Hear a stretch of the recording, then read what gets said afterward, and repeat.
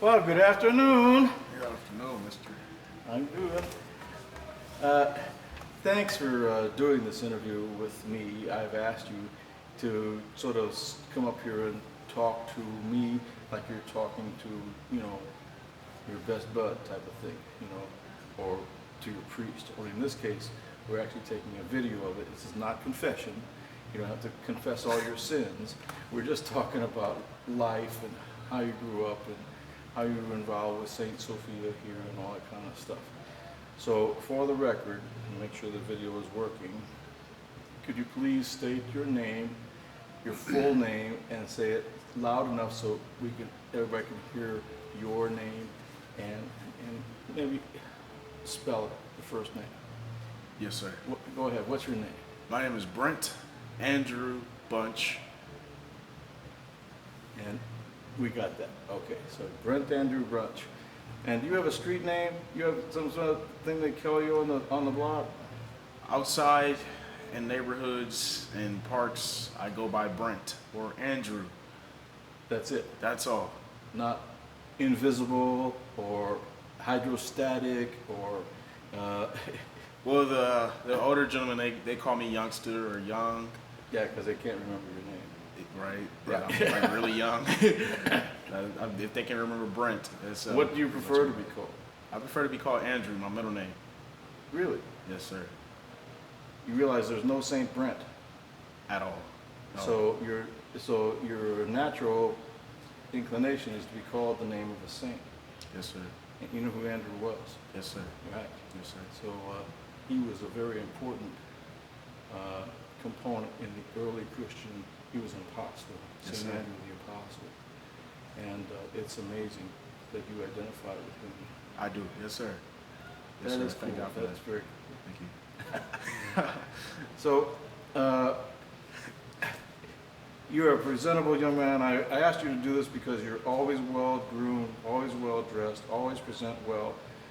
You Thank you. seem like a young man with a good head on his shoulders, and sort of your compass is pointing towards true north at all times. I've noticed that about you. Yes, sir. So I'm Day by day. we're actually very grateful that you would actually come and talk to us about your life type of thing and your walk and where you came from, how you got to be here, some of the things that happened when growing up in our neighborhood. I say our neighborhood like it's my neighborhood because, well, I've lived here since 1999. How long have you lived here? Just 2012. Since 2012? Yes, sir. When were you born? I was born in 1996, February 21st, 1996. And where did you live in those early childhood days? My earliest time I can remember is living in Dayton, Ohio, with my father. He's still in Dayton, never left. But I was born in Warren, Ohio. Yeah, that's where my grandfather. Yeah, that's where he established a church home for me, my mother, my father, and my siblings. What church was that? It was Restoration Temple Restoration Temple. Okay. for many years. From my grandfather's Sounds like one of them aspect. preaching churches. Yes, Bishop Robert Parks, Okay. grandfather. Very fine, very fine. So you came here in 2012. When did you come to? I came to Where'd you grow Columbus. up at? I grew up in Dayton and Warren. I came to Columbus in 2000. 2000. Okay. Yes, So sir. that's about the same time I got here. Yes, sir. About 2000, 2002, in between there. Right. So I was made a bishop in 2002, and we took custody of this particular church in 2002, May 19th. I was 6. You were 6 years old, Yes, sir. and you lived on North Fifth Avenue? I lived on Ohio Avenue. Oh, Ohio Avenue. Yes, sir. Then, so you went to, as a 6-year-old, living up in basically Whitehall area. Right. That was, and in those days, kids moved a lot. Yes, sir. So they moved sometimes 3 times within a school year. Yes, sir. that That was you? me. Right. So 6, 7, 8 years old, Yes, sir. 10 years old, and you're moving from across town Oh yeah, and cross back cities. again. Yes, sir. So you move Yep. out of a school, Yep. go to a different school, go to yet a different school, make a Yep. new circle of friends, and then come back to the same one in the same school year. Yes, sir. How could you possibly learn anything? Through chemistry, like history. You know, like what I can remember. You know. So, I mean, well, okay, I'm back at the school. I kind of remember, where's the bathroom? Where's the, so the kids that originally sat in the class with you on the first day of school, Right. half of those kids were gone. Right. Yeah. And they'd show up again, like they just pop up. Right. Yeah. We never really left. We left.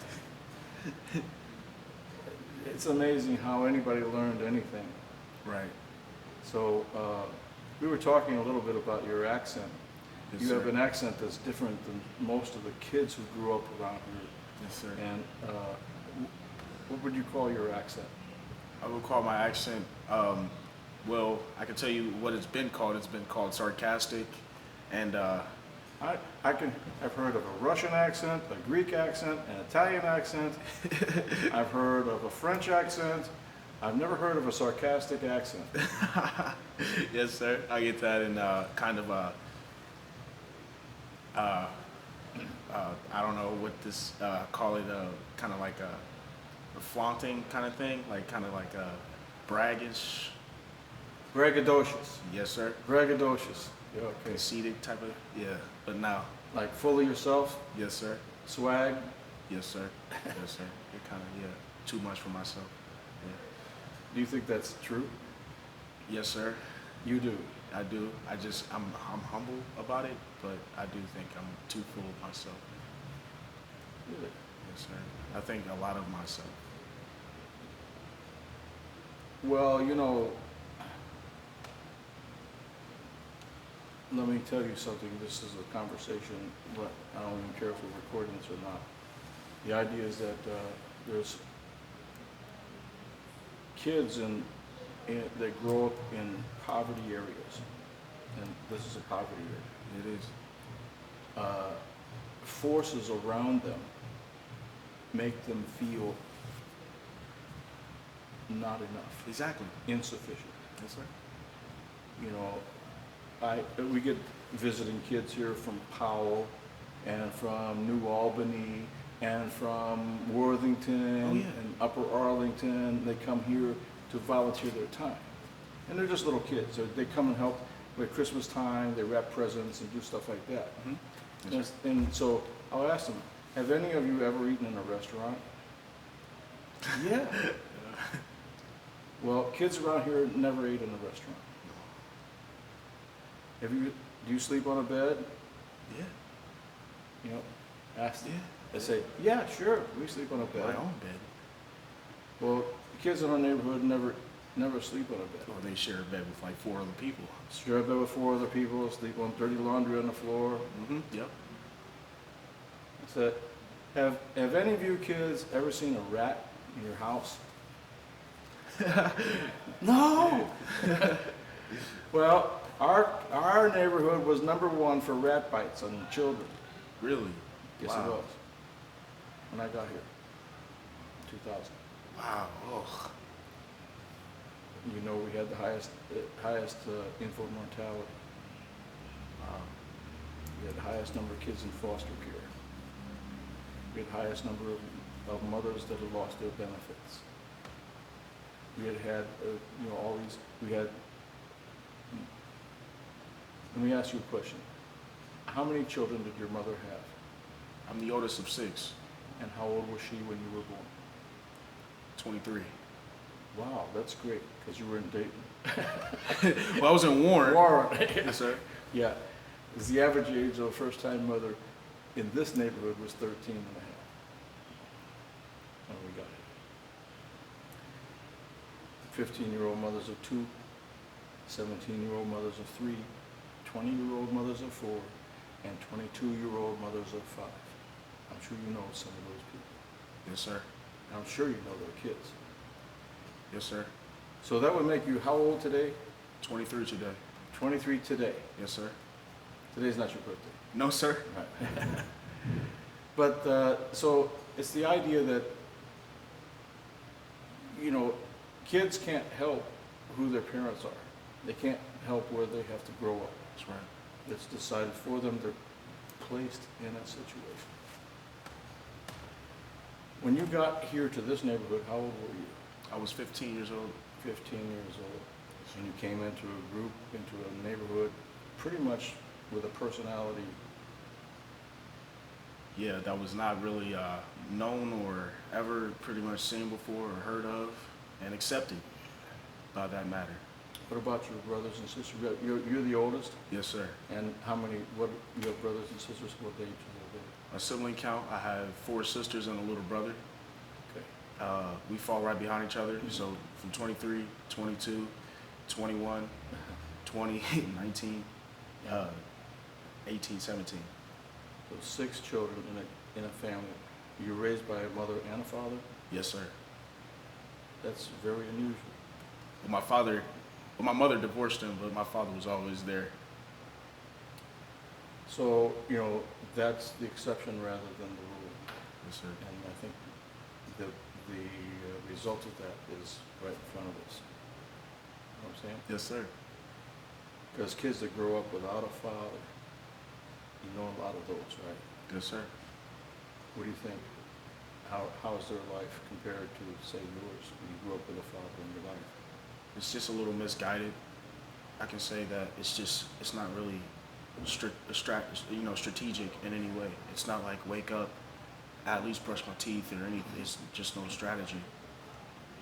Yeah, because, you know, there's the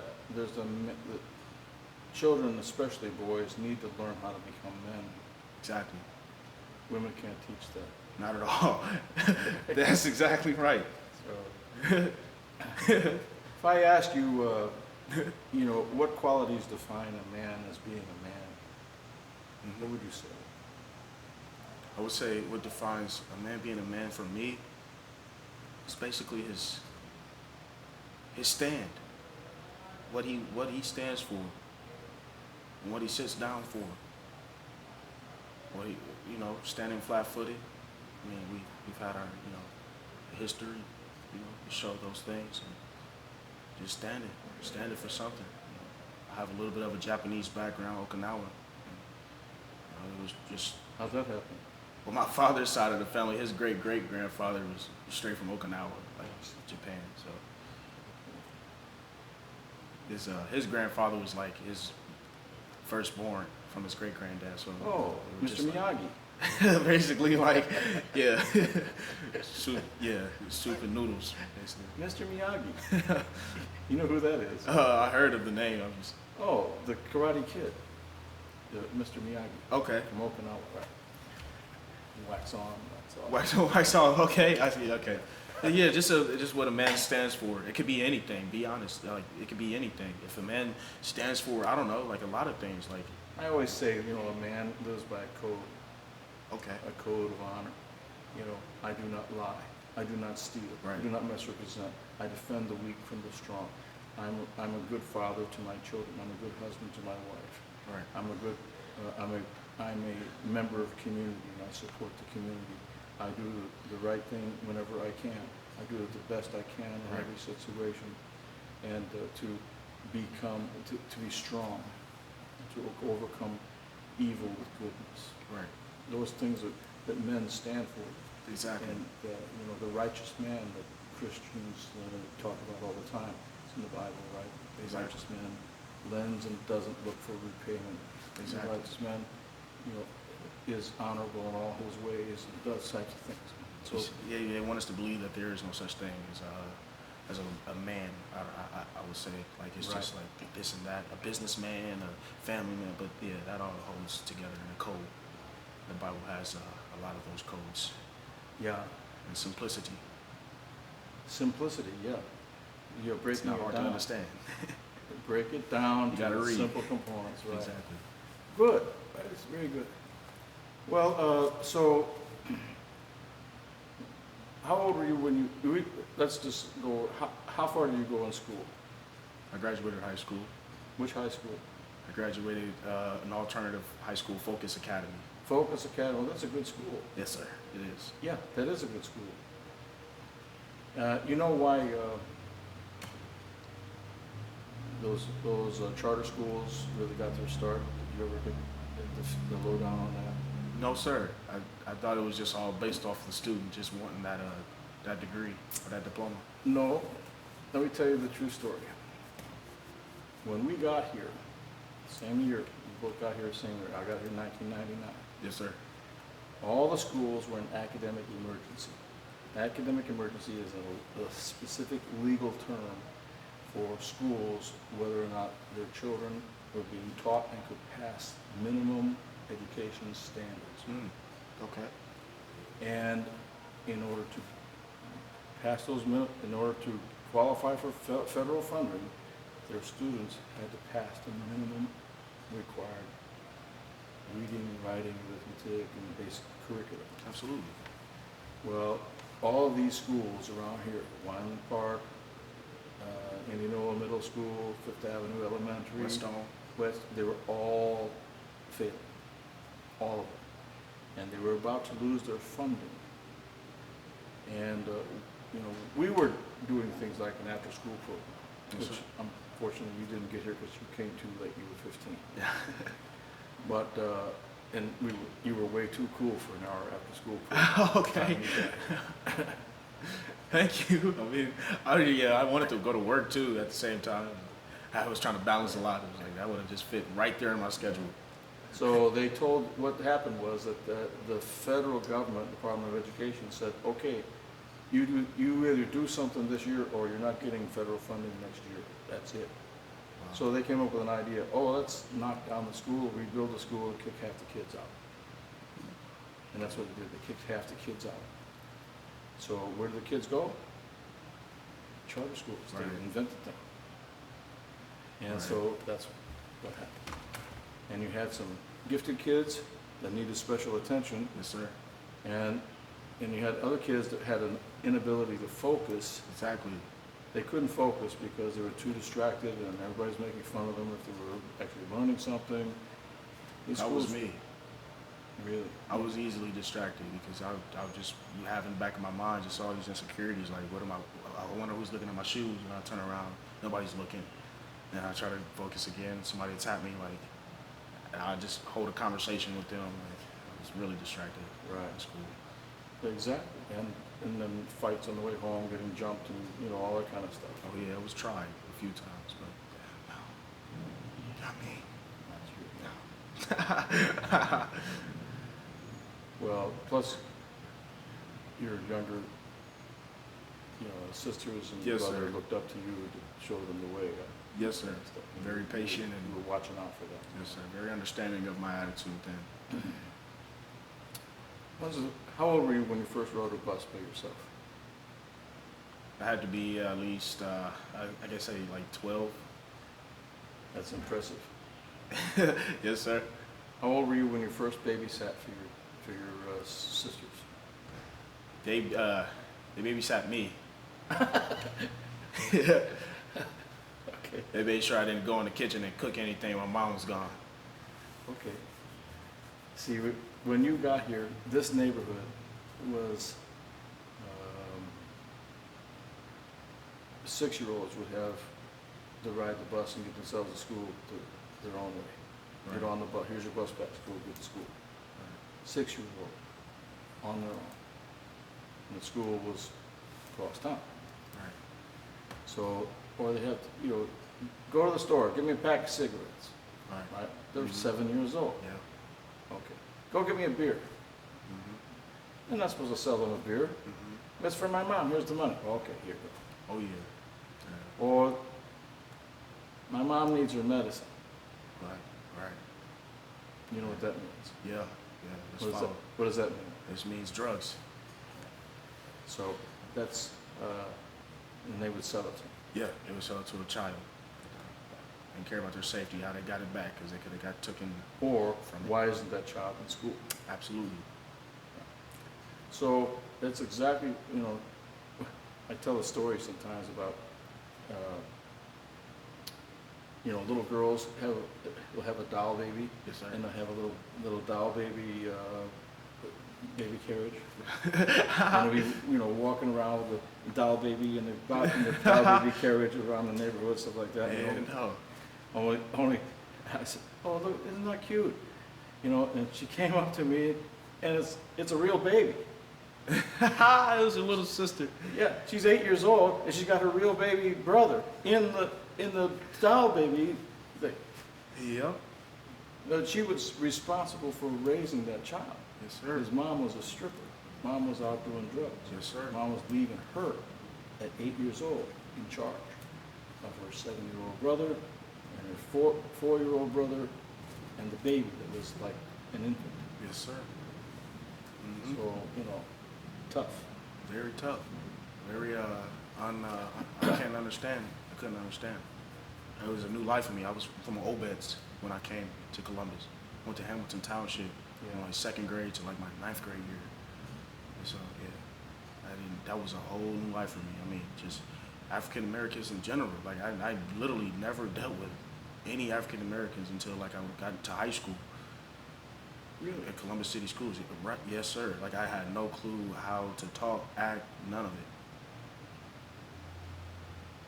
Well, you're not the first person who's told me that, but it always sort of shocks me when I hear it. I'm not shocked. I'm sort of I take note of it. Yes, sir. It's just for the sake of no other reason that it's unusual. But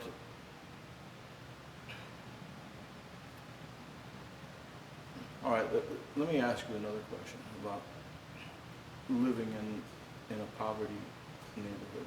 Okay. What about the yelling? The yelling? You hear people yelling all the time, Yes, sir. up and down the street, yelling, fighting, upset, angry, Yes, sir. right? Yeah. I've been a victim of it. I mean, I've been a person of those, those actions. Just in a way, wanting to understand is this. And we're not talking about yelling, we're talking actions. about cussing at them. Yes, sir. I mean, why would someone call their 2-year-old, get over there, get your ass here? Oh, yes, sir. Yes, sir.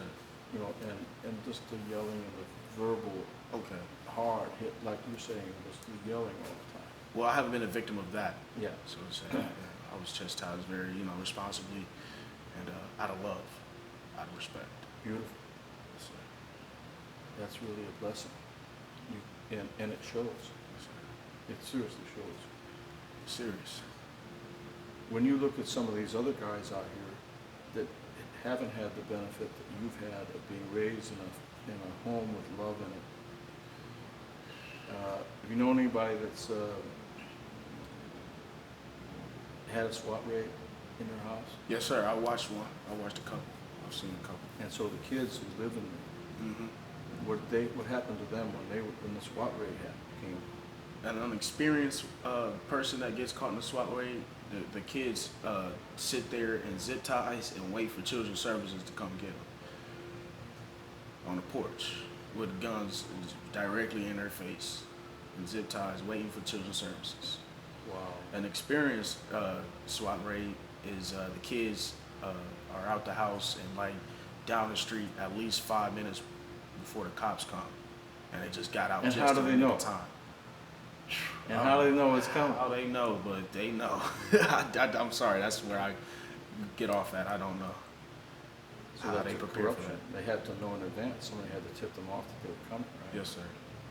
Yes, sir. Either one or the other. But those kids, they get caught in those SWAT raids all the time because they're while their parents are selling drugs at like 2 o'clock in the morning. They can't sleep. The lights is on. It's yelling. So, and then school the next day, forget about it. Yeah. You would think they were sleeping in because they had work in the morning. No, they had a long night. Yeah, those kids, babies. Yeah. So this is stuff that I haven't talked about with anybody before. But people get a little sensitive about these topics and subjects, but because I haven't been in those, situations, I wasn't raised like that, but I am African American. I have the right to talk about those things. Those Yes. are my people in a way. Yeah. And I'm very well aware of them also. Yes, sir. You are. You are their people. They come to you for help. And I noticed that. They come to you for safety, for closure sometimes. It's a Yeah. blessing that you're here. And, well, because, sometimes you just feel so powerless. Exactly. Like, who created this system and allows it to continue? Why can't it stop? And why can't it stop? I mean, what about all the guns? And what about not just the drugs, but the guns and the drug culture Right. that goes to support that Right. and keep that under people that selling food stamps. Right. They take their kids' food stamps and sell them Yep. For the money. for the money. We've given away almost 1,000 bicycles here. Oh, really? I didn't think that could ever be a thing. A bicycle? Kids never got the bikes. They got sold before they even made it off the porch. Yeah. So Wow. we've had a lot of that. And people would bring us bicycles for Christmas and stuff like that to give out. Right. Brand new And bikes. the kids never got the bicycles. And the families with 6 kids, 6 bikes. We give them 6 bikes. Ooh, 6 bikes. Ooh, Right. come on. Very beautiful. Yeah, kids never got it. Things like that kind of harden your heart a little bit. Yes, sir. And, while breaking it at the same time. Exactly. Yes, sir. So this interview is about you, not about the whole society that we live in. I fit right into it because I'm not really a part of it, but those things are like they're like my reputation without showing, So I have to think above. I have to live above that in order to. So, come okay, back. so let's get a little bit personal, if you don't mind. Girlfriends, No, sir. No girlfriend. Never really had one. Never. not interested? Not right now. No, sir. Why? I don't think I have the actual patience like I thought I did.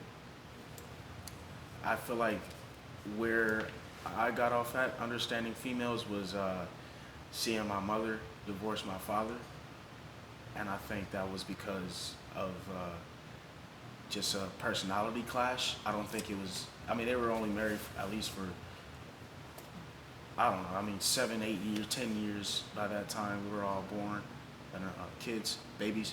But it was just a personality clash. I don't think I have the right personality for a relationship right now. I think my personality needs work. I think I need a little more work experience. I think What it's do you about think? me. What do you need? I think I need. I don't really know what I need, but I know I need something, and I don't want to. What about education? I think I need. Yes, sir, for sure. I need an education. I need more of an education. More of a, and how about a trade? Yes, sir. I am in a trade for electrical wiring. I graduated Job Corps You like that? for that. Yes, sir. I'm really interested in it. So I really do want to go to Columbus State for electrical wiring and engineering. And then what do you want to do with that? You want to be a journeyman in the union? Well, no, sir. I don't want to work for any company. I just want to be able to go through neighborhood and neighborhood because my mother dealt with an electric being cut out and me having to keep cutting on the cable box every morning and every night. So I just want to work in home. Union wages or prevailing wages are like $34 an hour. Yeah, I recognize that, and I feel like that for a salary cap is fine, but my own business is pretty much going to be that second income, being a second income. A second income. Yes, sir. What's the first income? Journeyman, electrician, Oh. working for the city. Okay. That could be, yes, sir, for sure. I mean, it would play hand in hand. Like you have this certification degree, you might as well just go ahead. Yeah. It's like perfect. Get in there. Get the journeyman implies a union membership, so Yes, you don't sir. have to work for a company to be in the union, but it helps. If Right. you're working for the city, that's great too. But so they work. The city has its own union. Right, in contracts that they write off and just send guys out. Right, I forgot that part. So yeah, so it's a kind of a great path Yes, sir. that can lead to you having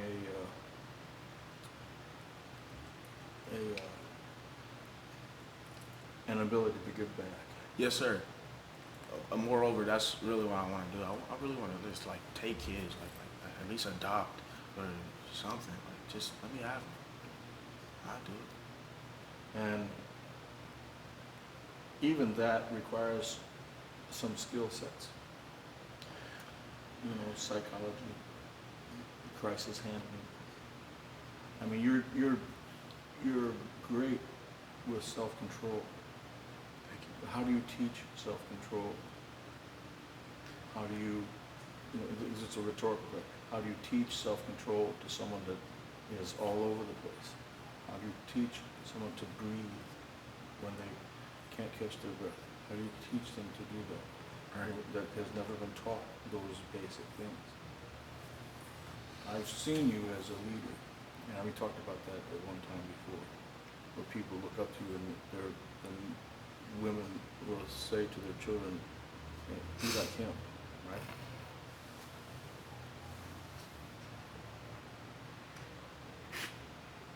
I'm sorry. You're all right. Sorry. It's okay. Now, I'm fine. those are all positive things in your future that you possess. Yes, And sir. you can get the skill set as time goes on. If you can live long enough, being out here, right? Yes, sir. I think I can. Does that enter into your mind? No, sir. God is with me. I'm not worried about God's harm, danger, or death at all. Yeah. At all. No, sir. You were friends with Kevin, Yes, sir.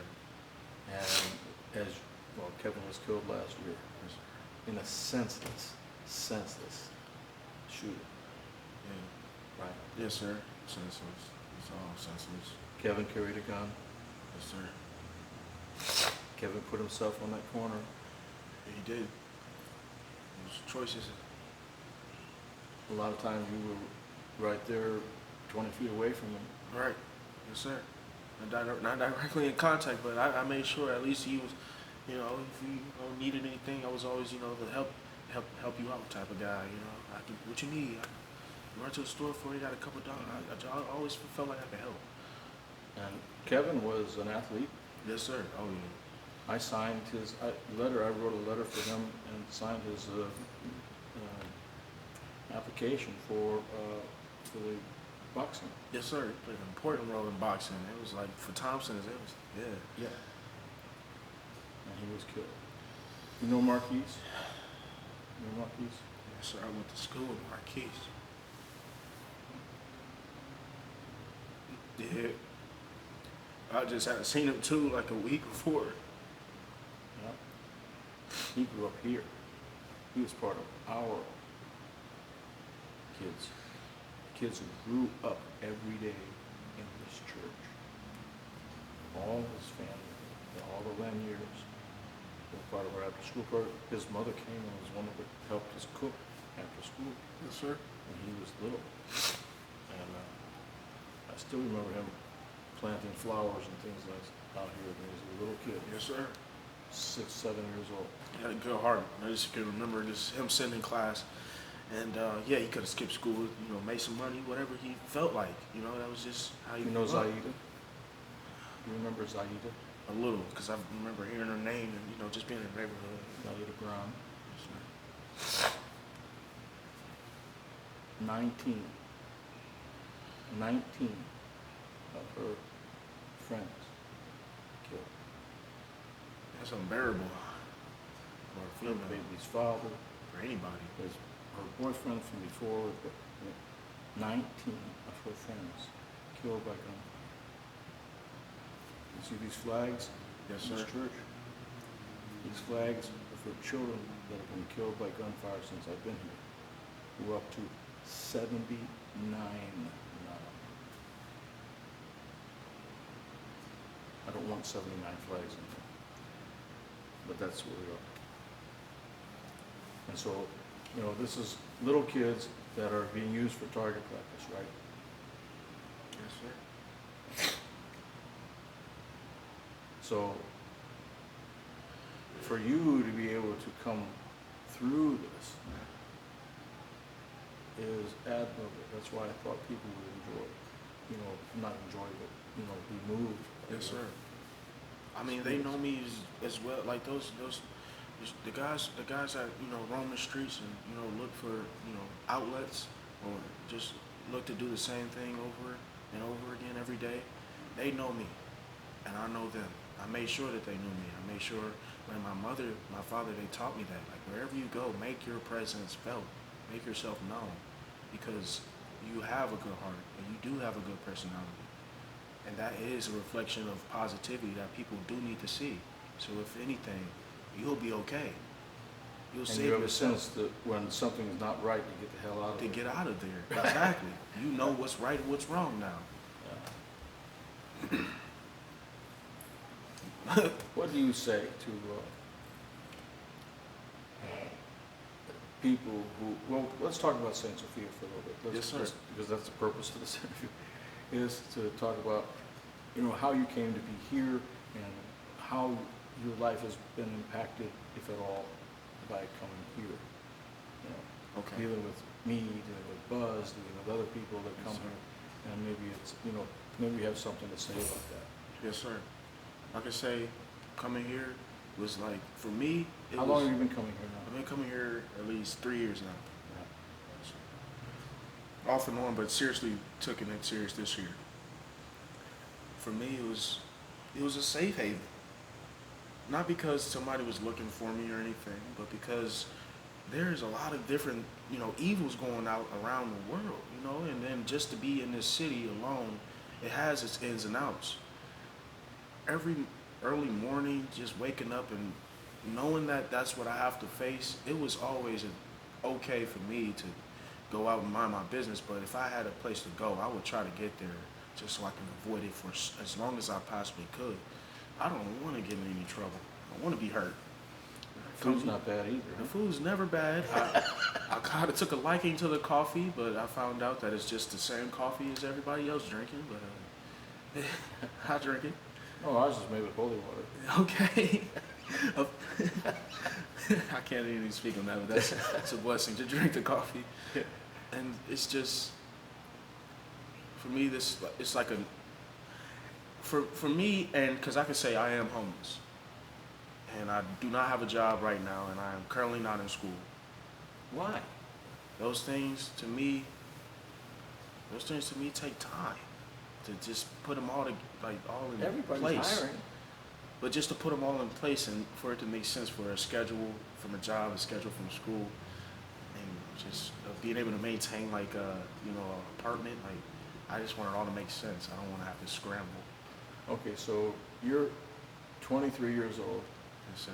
and you're homeless Yes, sir. on the streets of Columbus Yes, sir. with all this potential Yes, sir. and all these good plans. What's next? Knowledge. It's really knowledge.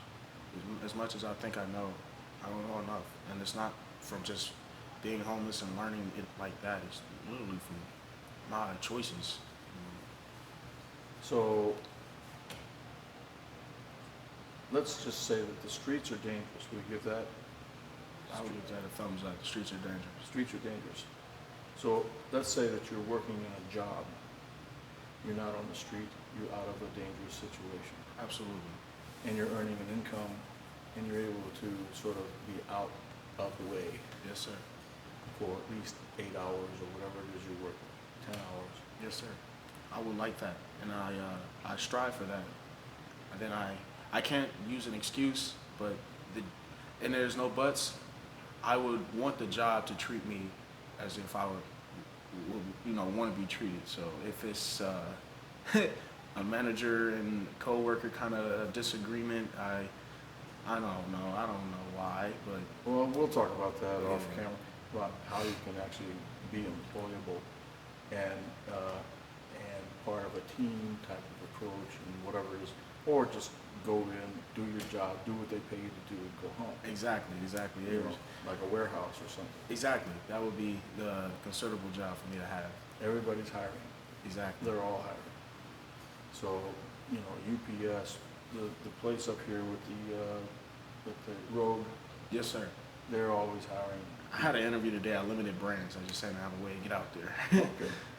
So, I mean, they're right up the street here, and they're making they're loading trucks, they're unloading trucks, they're making stuff, they're repackaging. Sir. You know, so they need strong guys, and they pay very well. Yes, sir. And so, might wanna do that. I need to, yes, sir, because I mean, as far as Streets being are on the dangerous. streets, I'm not roaming them because I do try to find a safe haven. Even if I'm not a Central Fee, I'm still looking for somewhere to be safe. Somewhere I don't have to get in trouble. So, do you sleep in that alley down there by the By church? Rock City, no, Yeah. sir, I do not. I sleep within range of maybe like parking garages or maybe just like a tent of some sort. Okay. But not too exposed out in the open. Not too exposed. Is Yeah, that, I'm out there. they've had 3 homicides down there. Yes, sir. That's not a safe place. Okay, do you have any suggestions of how we can improve it around here? I mean, you know I'm very security conscious. I try to Absolutely. keep good control over crazies that want to come up with knuckleheads, and Absolutely.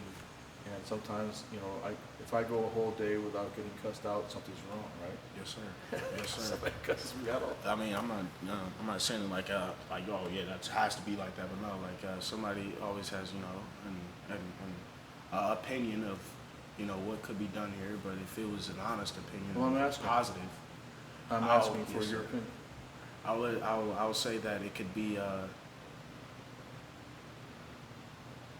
it can if you're not too tired, the time length from like 7 in the morning and to 12, that's 4 hours. 7:30 to 1:30. 1:30. Yeah. That's 4 and a 6 half, hours. 6 hours. Yeah.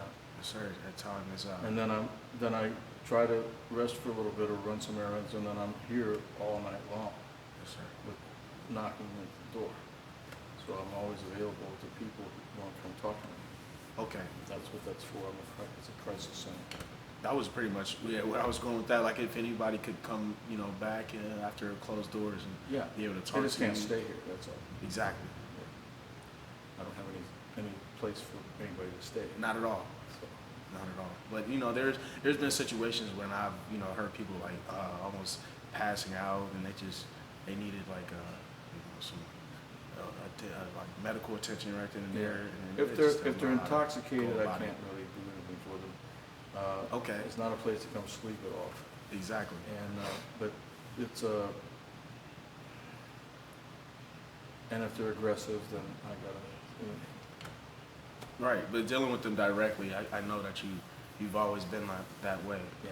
So there's really nothing that I could say needs improvement because you've pretty much handled business since the 90s, almost the end of the 90s. Do you find yourself talking to people that are in distress and like talking them through it? I find myself listening more than talking. Yes, sir. With people in distress, I listen to what they really have to go through. What's really on their minds. Because people come in here. You don't seem to have as many problems No, sir. as a lot of the people. They're right out of jail. They're right out of the Yeah, mental hospital. No They're felonies, off their meds. no They're medications for me. going through things. So I'm blessed. So but do you ever listen to them? I feel yes, sir. I feel intrigued to listen to. I feel as if it is my duty. You've made some close friends, right for that. Yes, sir. If anything, ones that I've met through school, but the older gentlemen and older, females here and there, I try to listen out to see, what they did and, kind of what I can avoid. But I already kind of really know where I'm going with this. I just want to get a couple. Well, I'm not opinions. talking about you. I'm talking about them. Right. And you're being able to maybe sort of bounce what they're saying. But They keep a stable, a stability about it, but it's some tough stuff. yeah, Well, you're a good friend to people. You've made some good friends here, and you've gained, all of our staff, think very highly of you. As I do you. You know. Yes, sir. So, And Monet and Buzz. So, and everyone says, "Oh yeah, he's with it." Yes, sir. So, anything else you'd like to talk about? Anything on your heart and your mind? God is Like I said, great. it's not confession. God is great. God is great. That's it. That's all I can feel. Well, I appreciate you taking your time out for this interview, and I'll close it out. All right. Right? Yes, sir. For Father, Son, Holy Spirit, may you be blessed in all your goings out and comings in. Thank you, sir. You stay safe, okay, my friend? Yes, sir, I will.